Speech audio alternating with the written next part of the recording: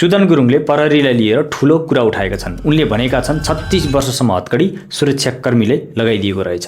उनले Nepal police UK को police भन्दा राम्रो भन्दै एउटा फोटो शेयर गरेका थिए।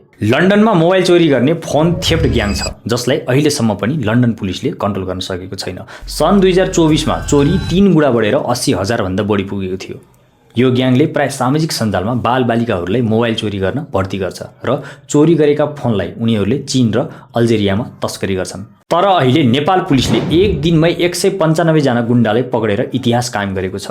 योबाट के स्पष्ट भएको छ भने पहिलेको सरकारले 36 वर्षसम्म हतकडी सुरक्षाकर्मीलाई लगाइदिएको रहेछ, उनीहरूलाई काम गर्न दिएको रहेनछ र राजनीतिक दबावका कारण पुलिसहरूले आफ्नो कर्तव्य पूरा गर्न सकेका रहेनछन्। त्यसैले सुदन गुरुङले युके को पुलिस भन्दा हाम्रो पुलिस बेटर छ भनेर पोस्ट गरेका थिए। World international security and police index 2023 का अनुसार युके को पुलिस र्याङ्किङ छ 23 र नेपालको पुलिस र्याङ्किङ छ 60। के अब आउने रिपोर्टमा नेपालको पुलिस र्याङ्किङ 23 भन्दा अगाडि आउन सक्छ त? के हाम्रो पुलिस यही तरिकाले काम गर्ने हो भने विश्वकै टप पुलिसमा पर्न सक्छ त?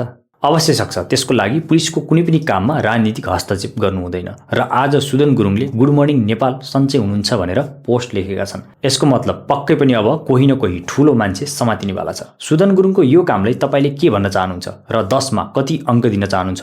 कमेन्ट गर्नुहोला। धन्यवाद।